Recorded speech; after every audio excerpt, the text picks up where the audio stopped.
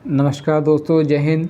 Golden education class में आप सभी का हार्दिक स्वागत है, अभिनंदन है। साथियों, आज हम लोग लेके आए हैं हिंदी के लिए आपकी बहुत ही महत्वपूर्ण सीरीज़, जो 2012 का सेट हमने यहाँ से लिया है। उन्हीं सभी सेट के प्रश्न आपको हम सॉल्व कराने वाले हैं हिंदी के, तो आपको एक भी क्वेश्चन को मिस नहीं करना है। आपको जल्दी से अपना रिवाइज़ भी कर लेना है अगर आपने अच्छे से पीछे पढ़ रखा है, क्योंकि ये परीक्षाएँ बहुत पास आने वाली हैं, नोटिफिकेशन सबके प्राप्त होने वाले हैं, जल्दी जल्दी परीक्षा हो जाएंगी। इसलिए प्लीज़ आप अपनी तैयारी में लग जाइए, डट जाइए और इस सेट को अच्छे से कीजिए। यदि आपने अभी हमारा चैनल को सब्सक्राइब नहीं किया तो उसको सब्सक्राइब करिए, ताकि सभी नोटिफिकेशन प्राप्त होते रहें। साथ ही टेलीग्राम ग्रुप से जुड़ के भी आप हमारी सारी PDF को भी प्राप्त कर सकते हैं। चलिए आते हैं फर्स्ट क्वेश्चन पे कि भाषा सर्वोच्च साधन है विचारों और भावों के संकलन का, आदान प्रदान का, या इन सभी का। तो किसका भैया बताइए। तो बिल्कुल सही बात है, जो भाषा सर्वोत्तम साधन कैसा है, वो आदान प्रदान का। ठीक है, आदान प्रदान होती है तभी भाषा हमारा वर्किंग करती है। नेक्स्ट क्वेश्चन की बात करते हैं कि यदि बालक में अक्षरों और शब्दों के सही आकार, क्रम और अक्षरों और शब्दों के बीच की दूरी से सही अंतर को समझने की योग्यता का विकास करना है, तो बालकों में कौन सी दक्षता का परीक्षण देना चाहिए। तो बताइए किसे देना चाहिए। सुनने संबंधी, बोलने संबंधी, लिखने संबंधी, या व्यवहारिक व्याकरण का परीक्षण। तो इन्हें जो देना चाहिए वो देना चाहिए लिखने संबंधी दक्षता का प्रशिक्षण। ठीक है, नेक्स्ट क्वेश्चन की बात करते हैं। भाषा शिक्षण के अंतर्गत भाषा के अधिग्रहण हेतु सबसे प्रबल पक्ष है। कौन सा प्रबल पक्ष है, जरा देखिए। सुनने व पढ़ना, केवल सुनना, केवल पढ़ना, केवल लिखना। तो बताए भैया कौन महत्वपूर्ण है इसमें। तो कह रहे हैं अंतर्गत भाषा के, तो सुनना और पढ़ना दोनों की बात चल रही है यहाँ पर। भाषा शिक्षण में अधिगम सामग्री की प्रमुख चुनौती है कम समय में अधिक ज्ञान दिया जाना, छात्रों को ध्यान पाठ में केंद्रित होना, शिक्षकों द्वारा शिक्षण कार्य में कम मेहनत किया जाना, या विषय वस्तु के कठिन स्थलों को उचित स्पष्टीकरण करना। बताइए भैया कौन महत्वपूर्ण है इसमें। तो बिल्कुल सही बात है कि विषय वस्तु के कठिन स्थलों को उचित स्पष्टीकरण करना। ठीक है, नेक्स्ट क्वेश्चन की बात करते हैं हम लोग। पहली कक्षा में मातृभाषा का शिक्षण किससे प्रारंभ करवाया चाहिए, किससे करना चाहिए भैया बताइए। अक्षर ज्ञान से, व्यवहार, वाक्य रचना का, रंग बिरंगे चित्रों से, या वार्तालाप से। तो किससे करना चाहिए पहली कक्षा में, अक्षर ज्ञान से। ठीक है, अक्षर ज्ञान से कराना चाहिए। प्रोजेक्ट पद्धति का चरण है, कैसा चरण है भैया बताइए। प्रयोजनशीलता है, कर्मेंद्रीय शिक्षा है, एक या दो, दोनों है, इनमें से कोई नहीं है। बताइए भैया प्रयोजनशीलता। ठीक है, ऑप्शन नंबर फर्स्ट बिल्कुल ठीक है। कभी कभी क्या करते हैं बच्चे, जब देखते हैं कि एक और दो दोनों हैं, जल्दी से टिक मार देते हैं बिना देखे। ऐसा नहीं करना है, पहले क्वेश्चन को ध्यान से पढ़ना है तब इस पर टिक मारना है, वरना सावधानी हटी और दुर्घटना घटी, ऐसी वाली कंडीशन बन जाएगी। नेक्स्ट क्वेश्चन ने दे रखा है, रजनी पहली कक्षा में पढ़ती है और वह मुझे खेलना बहुत पसंद है, मैं घर गई, इस वाक्य का प्रयोग करती है। तो रजनी लिंग, वचन, क्रिया आदि की दृष्टि से सर्वनाम का प्रयोग करना जानती है।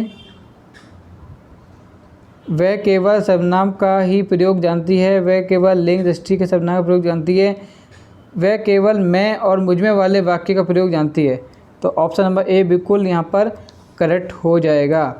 नेक्स्ट क्वेश्चन की बात करते हैं कि उपचारात्मक शिक्षण का उपदेश है छात्रों की त्रुटि का पता लगाना, छात्रों का पिछड़ापन दूर करना, विषय के प्रति रुचि उत्पन्न करना, छात्रों की प्रगति का ज्ञान प्राप्त करना। तो भैया बताइए क्या महत्वपूर्ण हो सकता है। छात्रों का पिछड़ापन दूर करना। ठीक है, नेक्स्ट क्वेश्चन की बात करते हैं। दृश्य श्रव्य उपकरण सीखने वाले को व्यक्ति, घटनाओं, वस्तुओं और कारण तथा प्रभाव संबंधी निजी अनुभवों से लाभ उठाने के अवसर देते हैं। ये कथन निम्नलिखित में से किसका है। प्लेयर का है, क्रो का है, जीन पियाजे का है, या स्किनर का है? तो किसका है भैया ये? उपकरण दृश्य श्रव्य उपकरण सीखने और घटनाओं, व्यक्ति, वस्तुओं, आकार, प्रभाव, नियोजित अनुभव, लाभ उठाने का अवसर देते हैं। ठीक है, तो कौन करते हैं ये? Crow and crow. ठीक है, नेक्स्ट क्वेश्चन की बात करते हैं कि बच्चों में लेखन कौशल की समझ का विकास कैसे किया जा सकता है? भैया बताइए। कहानी बोलकर, श्यामपट्ट पर लिखवाकर, निबंध लिखवाकर, या ये सभी? तो भैया देखिए ये तीनों ही बात ठीक है, तो इसलिए ऑप्शन नंबर 4 बिल्कुल करेक्ट हो जाएगा। नेक्स्ट क्वेश्चन की बात करते हैं। प्लीज़ चैनल को एक बार लाइक और सब्सक्राइब जरूर कर दीजिएगा।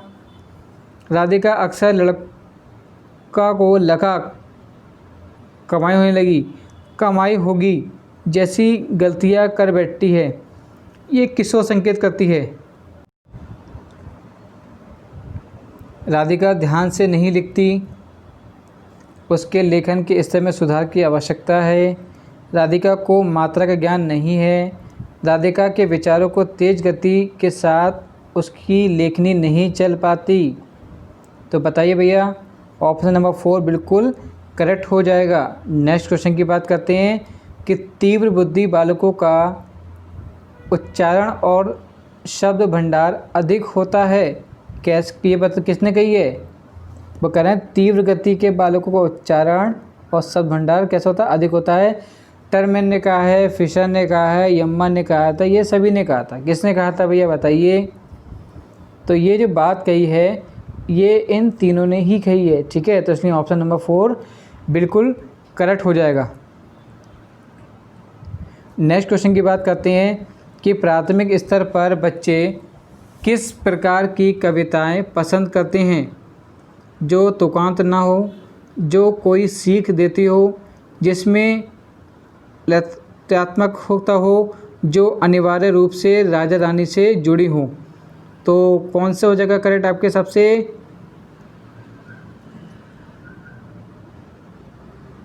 जिसमें लत्यात्मकता हो। ठीक है, प्राथमिक स्तर की बात चल रही है यहाँ पे, तो ऑप्शन नंबर 3 बिल्कुल करेक्ट हो जाएगा।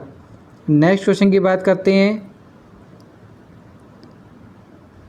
शब्दों के अर्थ स्पष्ट करने की अपेक्षा ज़्यादा बेहतर पद्धति है शब्दों की व्याख्या करना, शब्दकोश देखना, वाक्य प्रयोग द्वारा बच्चों को अर्थ अनुमान लगाने का अवसर देना, या शिक्षण द्वारा स्वयं अर्थ स्पष्ट करना। तो बताइए भैया। तो बिल्कुल सही बात है, ऑप्शन 3 बिल्कुल ठीक हो जाएगा कि वाक्य प्रयोग द्वारा बच्चों को अर्थ अनुमान लगाने का अवसर प्रदान करना। देखिए ये क्वेश्चन टैग होते हैं। ठीक है, इनको बिल्कुल भी आपको मिस नहीं करना है। नेक्स्ट क्वेश्चन की बात करते हैं कि हिंदी शिक्षण को प्रभावशाली बनाने हेतु उपयुक्त सामग्री है। विद्यालय का मैदान, विद्यालय की इमारत, श्यामपट्ट, या ये सभी? तो कौन है भैया बताइए? तो बिल्कुल सही बात है, श्यामपट्ट। ठीक है, जिसे बोलते हैं हम लोग ब्लैक बोर्ड। ऑप्शन नंबर 3 बिल्कुल करेक्ट हो जाएगा। प्लीज़ चैनल को लाइक और सब्सक्राइब करना बिल्कुल ना भूलिएगा। धन्यवाद। जय हिंद, नमस्कार।